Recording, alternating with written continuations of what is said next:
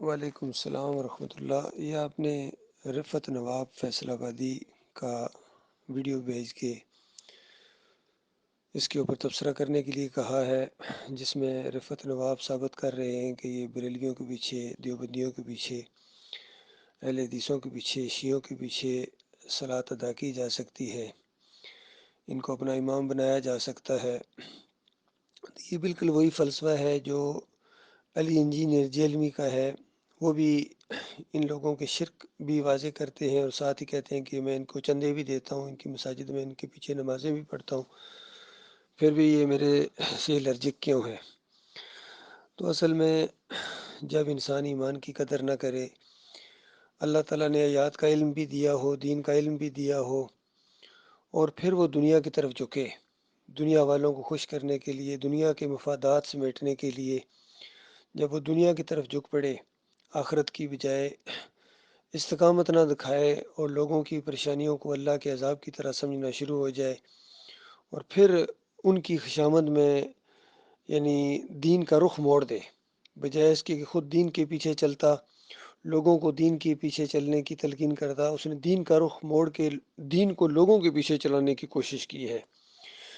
تو ایسے لوگوں کی پھر مثال اللہ تعالیٰ نے سورہ الاعراف کے اندر کتے کی مثال دی ہے کہ اس کی مثال پھر کتے کی ہے، اس کی رال ہر وقت ٹپکتی رہتی ہے، اس کی باڈی لینگویج سے بھی محسوس ہو جاتا ہے، جس طرح اس بیان کے اندر ڈاکٹر رفعت نواب کا باڈی لینگویج بھی تھر تھرا رہا ہے، کیونکہ حق کے خلاف یہ فیصلہ دے رہا ہے، دین کو بندوں کے پیچھے چلا رہا ہے، مسلک پرستوں کو خوش کر رہا ہے۔ علاقے کے اندر جو شروع میں تھوڑی سی مخالفت ہوئی تھی، اس کو نہیں برداشت کر سکا ہے، جو مردی نہیں دکھا سکا ہے، مجاہدانہ انداز نہیں تھا بلکہ مولویانہ انداز تھا، مولوی تھا، دنیا دار تھا، اور عزت بھی اس کو راس نہیں آئی ہے جو اسلام نے اس کو عزت دی تھی۔ اتنی چھوٹی عمر کے اندر ایمان خالص کے اندر آیا تھا، ڈاکٹر مسعود الدین عثمانی رحمۃ اللہ علیہ کی جماعت کے اندر جب یہ آیا تھا، اس وقت اللہ تعالیٰ نے اس کو عزت دی تھی، مومنوں کے دل میں اس کی عزت تھی۔ لیکن اسی بیان کے آخر میں وہ ڈاکٹر صاحب کے اوپر بھی گویا الزام لگا رہا ہے کہ ان کا یہ جو دوسروں کے پیچھے نمازیں نہ پڑھنے کا فتویٰ دینا، ان مولویوں اور پیروں کے پیچھے، مسلک پرستوں کے پیچھے، گویا یہ صحیح نہیں ہے، اور پھر کہتا ہے دیکھو ڈاکٹر عثمانی کی جماعت بھی بعد میں دیکھو کتنے ٹکڑوں میں بٹ گئی ہے۔ کاش اس کو کوئی بتانے والا ہوتا کہ ڈاکٹر عثمانی رحمۃ اللہ علیہ کی اس مومنانہ جماعت کے اندر جو فطور آیا ہے وہ لانے میں تمہارا رفعت نواب بہت بڑا کردار ہے۔ تم جیسے اگر نمک حرام غدار نہ ہوتے، نہ مرد نہ ہوتے، اس جماعت کے اندر نہ آتے مولوی ٹائپ لوگ، تو یہ بالکل ٹکڑوں میں نہ بٹتی۔ جب مولوی اس کے اندر آئے ہیں، دنیا دار اس کے اندر آئے ہیں، اور محمد حنیف نے ان لوگوں کو آگے کیا ہے، مخلص مومنوں کو پیچھے ہٹا کے صوفی محمد حنیف جو ہے یہ اس طرح کے مولویوں کو آگے کرتا رہا ہے۔ کہیں ڈاکٹر وہ ثناء اللہ، کرنل ثناء اللہ کو آگے کرتا تھا، یا اس کو رفعت نواب کو آگے کرتا تھا، اور اس طرح کی چیزیں یہ کرتا رہا، اور مخلص مومنوں کو اس نے پیچھے ہٹا دیا جو اسی ایمان کے اوپر، اسی عقیدے کے اوپر قائم رہنے کے لیے ان کو کہتے تھے، اس کو چبھنا شروع ہو گئے۔ تو یہ معاملہ ہے اللہ کے بندو، یہ بالکل اس کا جو استدلال ہے یہ باطل ہے، اور اس کو فہم بھی نہیں ہے، مشرک کو فہم نہیں ہوتا ہے کہ کسی کو کچھ نہیں کہنا۔ شرک اور کفر بھی اگر کسی کا کہتا، کسی کلمہ جو پڑھ لیا جی، اچھا کلمہ اس لیے آیا ہے کہ تمہاری شرک اور کفر کو چھپائے، اس کو ایک آڑ فراہم کرے۔ یہ کلمہ تو سارے شرک اور کفر کا جنازہ نکال دیتا ہے۔ اس شرک اور کفر کو اگر تم نہیں چھوڑتے ہو تو کلمہ تمہاری ڈال نہیں بن سکتا ہے۔ تو یہ کہتا ہے دیکھو وہ جو صلات قبول ہوتی ہے وہ تقویٰ کی بنیاد کے اوپر ہوتی ہے، تو پچھلے آدمی کا تقویٰ، پچھلے آدمی کا تقویٰ نہیں، آگے والے کا تقویٰ دیکھا جائے گا۔ اگر اگلے والے کا ایمان ہی نہیں ہے تو ایمان کے بغیر تو تقویٰ کی کوئی اہمیت ہی نہیں ہے۔ جب اگلے والا امام جو ہے وہ 11ویں کی چادر چڑھانے والا، دیگ پکانے والا، محرم کی سبیلیں لگانے والا، گھوڑے کا بھی اور گھمت کا بھی جاری، جمہوریت کا بھی جاری، تو بتاؤ اس کے پیچھے کیسے نماز ہوگی؟ اتنی سادہ سی بات اس عالم دین بنا ہوا ہے۔ یہ وہی عالم دین ہے جن کے اوپر کتابیں لدی ہوئی ہیں۔ سورہ الجمعہ کے اندر ان کو گدھا کہا گیا، یہ گدھے ہیں جن کے اوپر کتابیں لدی ہوئی ہیں، اور سورہ الاعراف کے اندر ان کی مثال کتے کی دی گئی ہے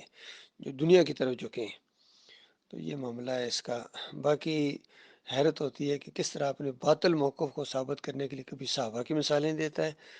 اور صحابہ کے اندر عقیدے کی خرابی نہیں تھی، وہ اگر کسی گناہ گار کو یا اس طرح کا فاسق و فاجر کے پیچھے بھی صلاۃ ادا کی جا سکتی ہے، لیکن مومن ہو، یہاں تو مشرک کی بات ہو رہی ہے۔ بریلوی کی بات ہو رہی ہے، دیوبندی کی بات ہو رہی ہے، اہل حدیث کی بات ہو رہی ہے، ان کی باتیں ہو رہی ہیں جن کے عقیدے مشرکانہ ہیں، ان کے بارے میں سوال پوچھا جا رہا ہے۔ اور ان کے پیچھے سوال پوچھنے کو آپ صحابہ کی طرف لے جائیں، دیکھو وہ عثمان رضی اللہ عنہ کے دور کے اندر باغیوں کے پیچھے نماز، تو وہ ان کے عقیدے میں کوئی خرابی تھی؟ اور ماحول ایسا تھا کہ ایک دم انہوں نے دباؤ ڈال دیا تھا، ایک قسم کا ماحول بنا دیا تھا، لیکن عقیدے میں کوئی خرابی نہیں تھی، شرک نہیں تھا، معاملات تھے، اس کے اندر معاملہ ہے۔ تو اس کو دلیل پکڑنا اور آج کے شیعہ کے پیچھے نماز کو ثابت کرنا، قادیانی کے پیچھے نمازوں کو ثابت کرنا، قادیانی تو یہاں اس نے نہیں کہا، ذرا ان سے پوچھے قادیانی کے پیچھے یہ اسی اصول کے تحت پھر تو تم پڑھو گے، بھائی مانو ایک کے لیے ایک اصول بناتے ہو، دوسرے کے لیے دوسرا اصول بناتے ہو، تمہارے اپنے اصول تمہارے اوپر چپک گئے ہیں، تو یہ اصل میں بے دین ہو گئے ہیں، بالکل یہ مرتد ہے، بالکل مرتد ہو گیا ہے، ایمان کے بعد یہ مرتد ہوا ہے، یہ بھی اور محمد حنیف بھی، دوسرا یہ سہیل خان ہو گئے، سارے اسی طرح غامدی کے چکروں میں آ گئے ہیں،